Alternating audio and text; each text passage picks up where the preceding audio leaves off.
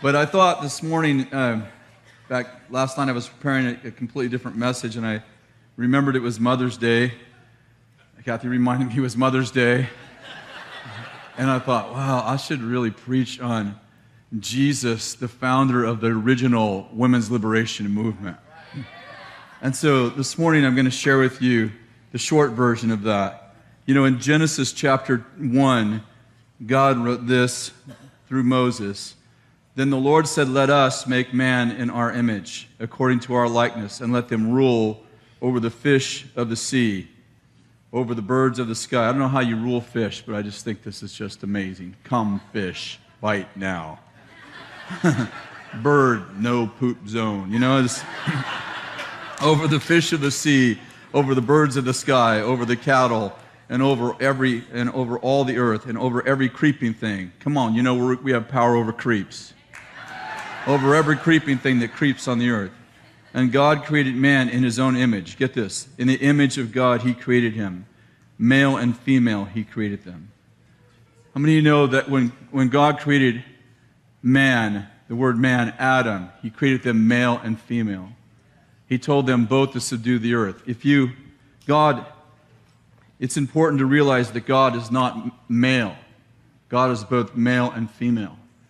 If you oppress women, you miss half the revelation of God, because God had to create in his image man, both male and female, to properly represent the nature of God. You know that when Adam and Eve fell in the garden, that the curse over Adam, of course, is that you're going to till the ground, but it's going to yield thorns and thistles. The curse over the woman was you're going to have pain in childbirth, and your husband will rule over you. By the way, it's very important to realize that God did not say, and every man will rule over every woman. That was a modern translation. That was not in the Bible. He said, your husband will rule over you. Before Adam and Eve fell, they co-reigned. In fact, if you don't think the woman was powerful, you just have to think through, who did the devil go to in the garden? The woman. Who did Adam listen to? The woman. Who was leading in the garden? I'd propose to you that the woman had the most influence in the garden. At least she talked Adam out of listening to God. But now she talks us into listening to God, which is an awesome redemptive story. And so the Old Covenant, the Old Testament, what we call the Old Testament, had 212 commandments. Now, obviously, there was the 10 commandments, but if you added up all the Levitical laws, all the Levitical rules, the laws that God handed down to Moses about the tabernacle and so forth, all of those add up to 212. Now, in the years of silence between Malachi and Matthew, there arose another religion called Judaism. Judaism, to my amazement, is not the Old Covenant. I didn't know that. You don't see Pharisees in the Old Testament. You see scribes, but they had a different role. You don't see Sadducees in the Old Testament. Out of the Old Covenant came a new religion called Judaism. When Jesus walked the earth, he did not walk in what we would call Old Testament. He didn't walk in Old Testament Mosaic law. He actually walked in what was called Judaism. And I just told you the Old Testament had 212 commandments, laws, if you will. The Judaism had 617. They added 400 new laws between Malachi and Matthew, and almost 100 of those laws were to disempower women. Almost 100 of those extra rules disempowered women. Let me just read you this, a little bit of the history. In first century Israel, there was no people group more oppressed than women. They were considered second-class citizens akin to slaves. They had virtually no rights, no respect, and no voice. They were the property of men. They were allowed little or no formal education. If a family had young boys and girls, the boys went off to school to be educated, while the girls stayed home with their mother. Like the woman of Afghanistan before the American invasion, Jewish women were forbidden to speak to men in public and were required to veil their faces whenever they left their homes. If a woman was caught unveiled in public, it was grounds for divorce. They kept house, they took care of their children, and they served at the will of their husbands. If a man came over the house for dinner, the woman had to eat in another room. Their fathers arranged most of their marriages, so they rarely married the man of their dreams. The best they could hope for is for someone who treated them better than their fathers. They made, to make matters worse, their husbands were allowed to marry many wives, so most wives shared their husbands with other wives. If their husbands got tired of them for most any reason, they divorced them, discarded them like used rags. Jewish women couldn't vote. In fact, they had no political influence whatsoever. A woman couldn't even be a witness in a court case. Judaism was stricter than the Old Testament law with respect to women. Women were relegated to the outer court. There was 4 levels to the inner court. They were relegated to the outer court. Women were relegated to the outer court of the synagogue and were most often not allowed to read the scriptures called the Torah. One first-century rabbi, who was actually the most famous of that time, named Elzer, said this: "I'd rather the words of the Torah be burned than entrusted or taught to a woman." His comments depict the religious community's attitude towards women of the time. In fact, women were not allowed to recite the morning prayers, nor prayers at meals. And so this is the culture that Jesus emerged in. When Jesus walked the earth, women were not just second-class citizens, they were possessions. Women were not allowed to be taught the scriptures. It was illegal to teach women scriptures. And so Jesus arrives on the scene, and let's turn to Luke chapter 10, verse 38. Jesus comes to Martha and Mary's house, and it says this: "Now, as they were traveling along, he," speaking of Jesus and his disciples, "entered a village, and a woman named Martha welcomed him into her home. She had a sister called Mary, who was seated at the Lord's feet listening to his word. But Martha was distracted with all kinds of preparations. And she said to him," to Jesus, "Lord, do you not care that my sister has left me to do all the serving alone? Then tell her to help me." But the Lord answered and said, "Martha, Martha, you're worried and bothered about so many things. But only one thing is necessary. For Mary has chosen the good part, which will not be taken away from her." I want you to get a picture of what's happening here, and we have so little time to do this. But Pharisees, scribes, Sadducees did not teach women. They did not value women. Jesus is in the home of Mary and Martha. Mary's sitting at his feet. Martha is doing what Judaism taught women to do for 400 years. You don't get taught. You serve men. And she's in the kitchen preparing, and Mary is sitting at his feet, and Jesus is teaching her. And Martha is a dominant personality, external processor, black and white woman. And she's mad.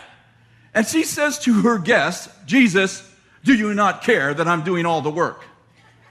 And Jesus said, "Martha, Mary's chose the better thing." And Jesus isn't saying to Martha, "Martha, I value lazy people. I have no value for hospitality and hard work. Mary's chose the better thing. She's doing nothing. And that's really my value system." No. He's saying to Martha, "Martha, I didn't come to your house for a free meal. I know the Pharisees taught you that. I know the Sadducees taught you that. I didn't come here for you to serve me. I've come here to serve you. Sit at my feet. Mary has chose the better thing. I've come to teach you." That's a profound statement in the context of Judaism. I've come to teach you. In John 11, it's the story of Lazarus, and I want to read you this story. I love this story. "Now a certain man was sick, Lazarus of Bethany." Listen to this: "the village of Mary and his sister Martha." Who did Jesus acknowledge the village was? It was Mary and Martha's village. Did you get that? We're going to Lazarus. We're going to see Lazarus at Mary and Martha's village. Radical statement. It was Mary who anointed the Lord with ointment and wiped his feet with her hair, whose brother Lazarus was sick. So the sisters sent word to him, saying, Lord, behold, he whom you love is sick. And when Jesus heard this, he said, this sickness is not to end in death, but for the glory of God, so that the Son of God may be glorified. Now Jesus loved Martha. Now Jesus loved Martha and her sister and Lazarus. So when he heard, because he loved Martha and her sister and Lazarus, so when he heard he was sick, he stayed 2 days longer. Jesus is my friend. He made sure I died. So I'm sure Martha was like, with friends like you. Then after this, he said to the disciples, let's go to Judea. And so Jesus goes on, verse 17. So when Jesus came, he found that he'd already been in the tomb for 4 days. Now Bethany was near Jerusalem, about 2 miles off, and many of the Jews who had come to Martha and Mary to console them concerning their brother. And I don't know, I read that wrong. But anyway, Martha, therefore, when she heard that Jesus was coming, went out to meet him. But Mary stayed at home. And Martha said to Jesus, Lord, if you had been here, my brother would not have died. Now, I want you to understand what's happening here. Jesus, it's 2 days' journey to the place that Jesus is at, to the place where Lazarus is at. Jesus waits 2 days before he leaves, so he's 2 days late. Martha figures out that she sends Jesus a word, hey, Lazarus is sick, come and help him. She figures out that Jesus waits 2 extra days. So she finds out Jesus is on the way, and she marches out 2 miles to meet him. She's not in a good mood. This is Martha. She is not in a good mood. And she meets Jesus, and she says to him, if you had been here, my brother would not have died. You know, it's the, tell my sister to help me. If you had been here, my brother would not have died. She's angry because she knows he stalled. And she goes on to say, even now I know that whatever you ask of God, God will give you. And she's saying to him, you can clean up this mess. But you made a mess here. You should have been here 2 days ago. She's scolding him. Now I know God listens to you, so you can clean this up. And Jesus said to her, your brother will rise again. And Martha's still upset. She says to him, I know he'll rise again in the resurrection on the last day. Jesus said to her, I am the resurrection and the life. He who believes in me will live even if he dies. And everyone who lives, believes in me, and who believes in me will never die. Do you believe this? Listen to this. She said to him, yes, Lord, I have believed, past tense, I have believed that you are the Christ, the Son of God, even he who comes into the world. Now, where did she get that? How did she know that she said, I have believed. In other words, you taught me this. When you said, Mary chose the better thing, I sat at your feet and you taught me about the resurrection. I know there's a coming resurrection. And Jesus said, listen, baby, I got another revelation for you. There isn't just a coming resurrection. I taught you that when you sat at Mary's feet with me. But there's another resurrection that you don't know about. And that's me. I am the resurrection and the life. And listen to this.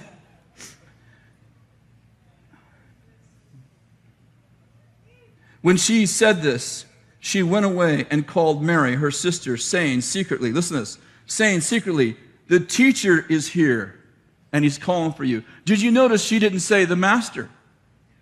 Did you notice she didn't say the Lord? Oh, you're not even getting this. This is a revelation. She says, the teacher is here. The rabbi who isn't supposed to teach women. Secretly, I want you to know, the teacher is here. And he's calling for you. The teacher is here. He's calling for you. And when she heard it, she got up quickly and she is coming to him. Now Jesus had not yet come to the village, but he was still in the place where Martha had met him. Then the Jews who were with her in the house and consoling her, when they saw that Mary got up quickly and went out, they followed her, supposing that she was going to the tomb to weep. Therefore, when Mary came where Jesus was, she saw him, and she fell at his feet, saying to him, Lord, if you had been here, my brother would not have died. When Jesus therefore saw her weeping, and the Jews who came with her also weeping, he was moved in spirit and was troubled. He was moved in spirit and troubled, and said, where do you lay him? And they said to him, Lord, come and see. Jesus wept. Jesus wept. Now Martha is mad. Martha has a theological problem because Jesus taught her this, and this other thing happened. And she's not in a good mood. And she knows that Jesus stalled, which really ticked her off. Mary doesn't respond like that anywhere in the Bible. Mary just cries about everything. Mary says the same thing. She says, if you had been here, my brother wouldn't have died. She's not saying, listen, I have a theological problem about what you taught us at the house that day, and this ain't supposed to happen. Jesus doesn't respond to her theologically because she's not making a theological, she's not asking a theological question. She doesn't have a theological problem. She just wants her brother to be alive. And when Jesus sees Mary weeping, it says he's troubled in spirit. Now, does Jesus know he's going to raise Lazarus? Yeah, he said it 4 days before. This isn't on to death. I'm going to raise the guy. No worries.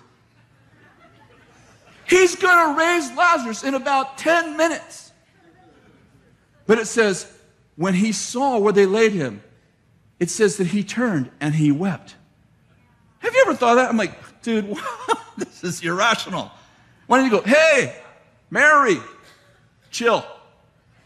I'm about to do a miracle here. Here I am, the Christ, the Son of the living God. Do you believe that? No. What's he do? He weeps. Do you understand why he weeps? He's not weeping because he doesn't know he's going to raise Lazarus. He's weeping because he's showing value for women. And he's saying to the Spock-like Vulcan culture, I can weep with you.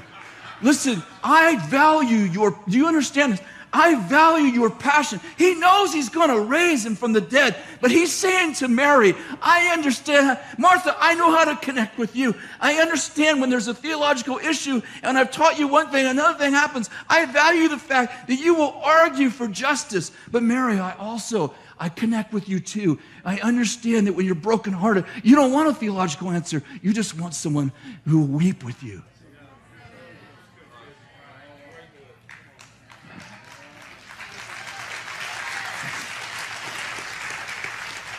Later on, they're having a party. Lazarus rose from the dead.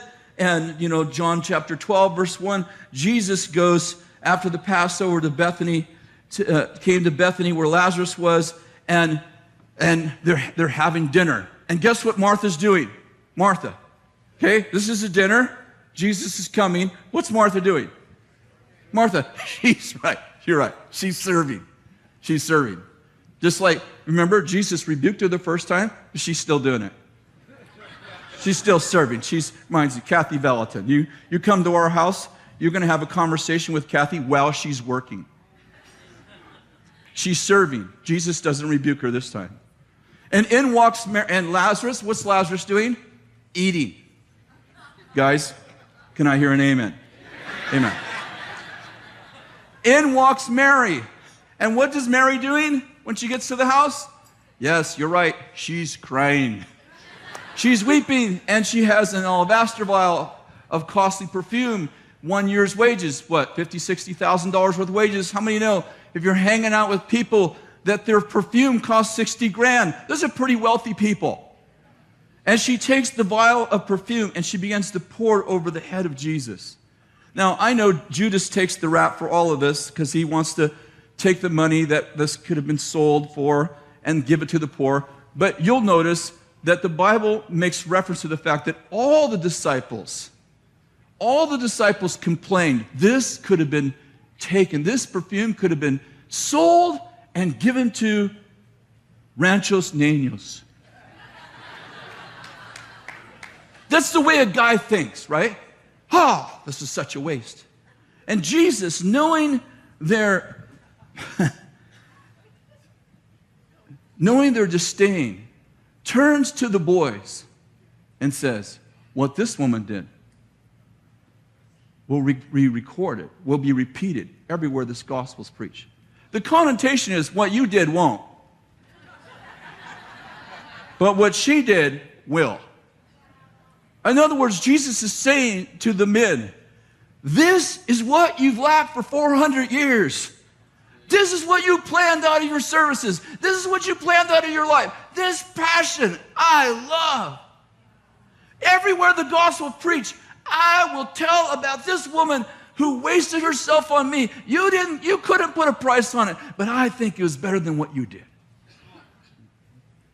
Jesus told 3 parables to the Pharisees and scribes who were complaining that Jesus reached out to sinners and treated them with respect. This is in Luke 15. I'll just tell you them very quickly. You'll know them as soon as I tell you them. He told them 3 parables in response to the fact that he was reaching out to sinners. The first one was the parable of the 99 sheep and one got lost. Do you remember that? And in the parable, the 99 represented the righteous, right?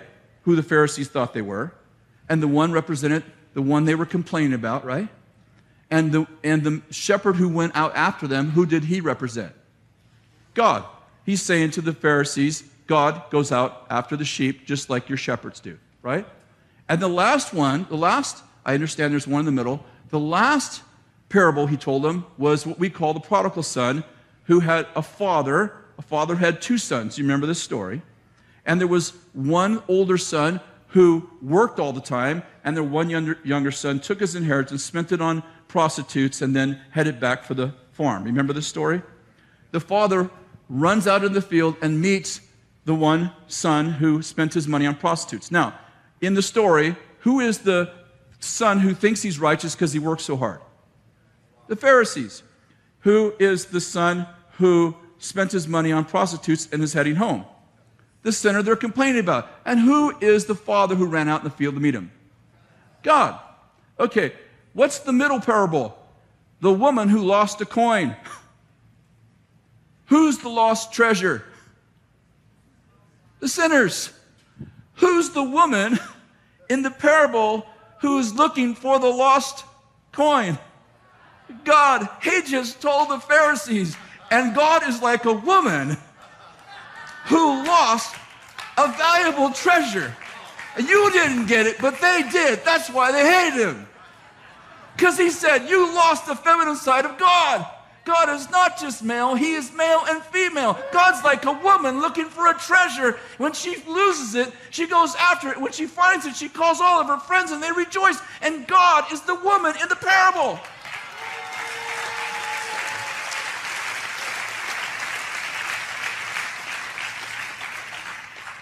I want to just finish with this.